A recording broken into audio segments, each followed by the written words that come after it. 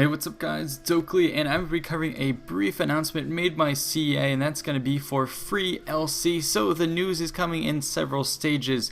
They're kind of making an announcement for the announcement for the announcement.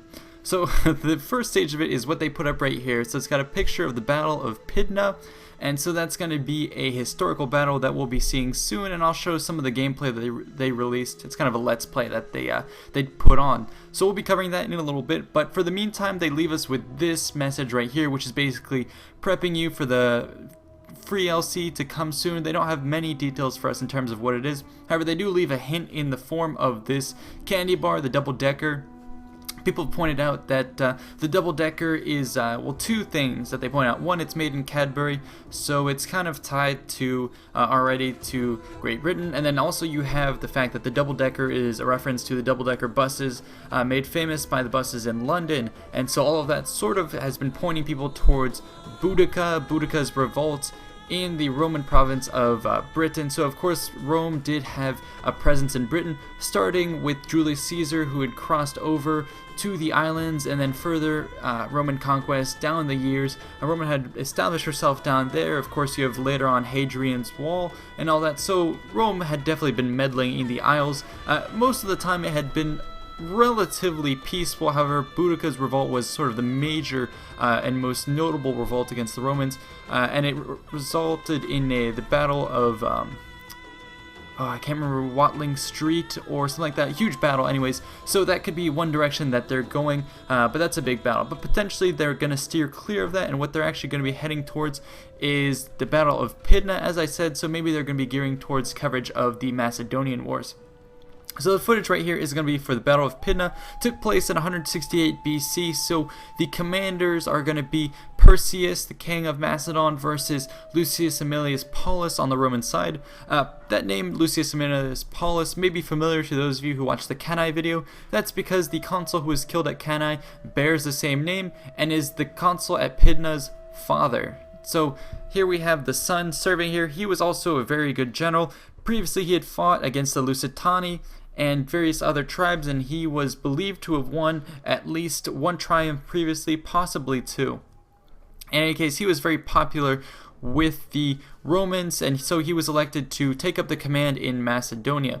The reason for the conflicts against Macedon was, as I mentioned at the end of my Cannae video, after the Battle of Cannae, many of Rome's allies or even neutral factions turned against her, Macedon being one of those. So sort of Rome was kicked while she was down, and she couldn't necessarily retaliate until the conclusion of the Second Punic War, when she regained her strength, and then Rome goes ahead and retaliates, and that leads to basically 3 on and off wars against Macedon. So I believe this one is going to be taking place in the Third Macedonian War, the last one in the series. Anyways, when Lucius Aemilius Paulus takes command of the Roman forces, he does so, and he quickly whips them into shape. So first and foremost, he reorganizes the camp. He orders the drilling of new wells, so they are able to well supply the forces there.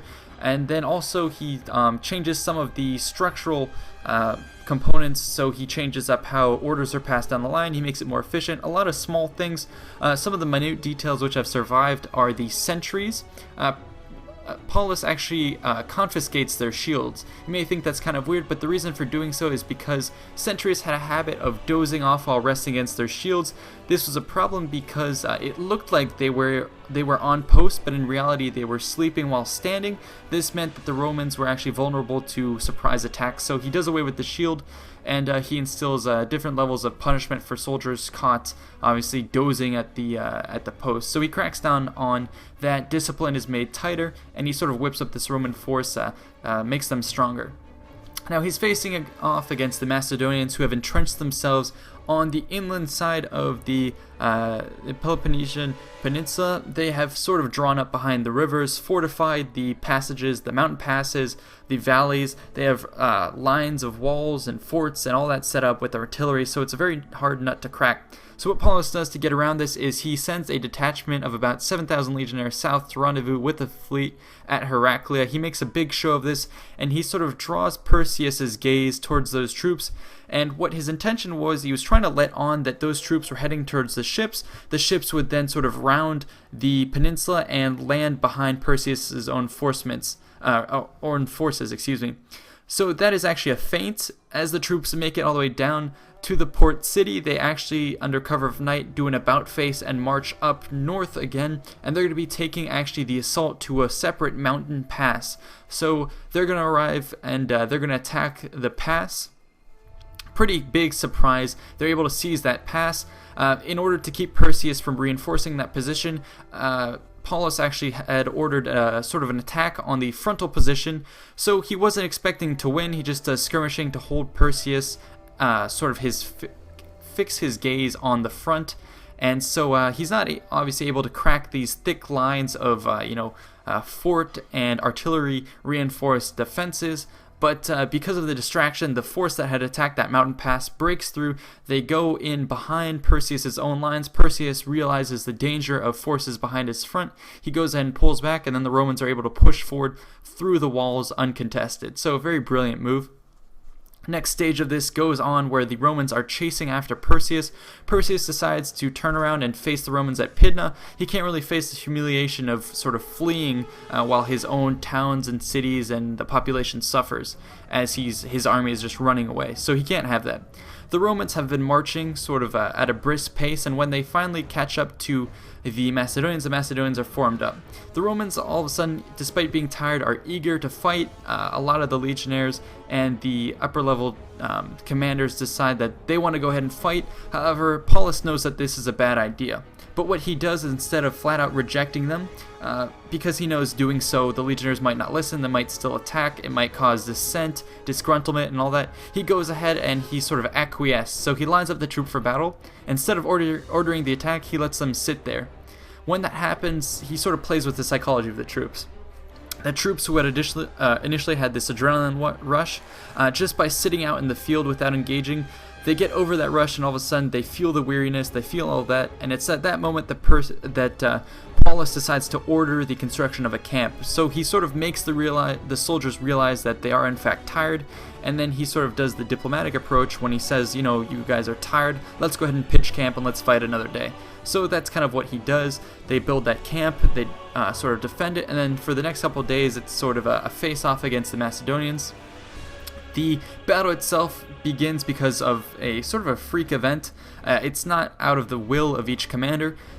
I think Livy is the one who recounts that the battle began because one of the mules from the Roman side darted out of the control of his handler, went over, crossed the river. Some Macedonians decide to grab it.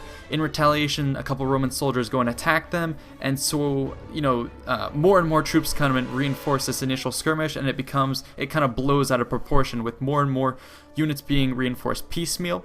So as opposed to having two whole armies facing off face to face, it's armies sending detachments one after another. Eventually it becomes sort of an all-out battle, but it's really not orderly in the way either general would want. This sort of plays into the favor of the Romans because the phalanx is most effective when it's in a massive front moving together. However, what happens here is as the phalanx move forward, yes, it's initially effective, but as it hits the rough terrain and the inclined terrain, it starts to break up. The Romans are able to sort of pick apart the formations, and there are even some accounts of some of the standard bearers of the Romans throwing of course, the esteemed legionary standards, the eagles and those the gold standards, throwing them into the groups of the Macedonians and urging their men on to retrieve them. This emboldens the men. They sort of try and cut through the sarissas, although it's very hard. But whenever they can get through the gaps, that's when they really cut into these Macedonian spearmen, because obviously the Romans excel at close quarters.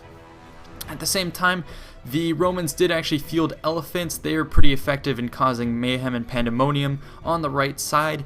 Perseus previously had tried to have special anti-elephant troops with sort of spiked armor and different tactics and stuff like that, but they were pretty ineffective previously. And so the Romans start to turn the tide of battle. The Macedonian cavalry during this engagement did not have a very big part in the battle. They were said not to have engaged in the fight, I believe, at all, and I think that's largely due to the fact that I've heard some sources claim they were bribed, although I'm not exactly sure what to make of it, but perhaps it was due to the piecemeal nature of the battle and the fact that it was uneven terrain.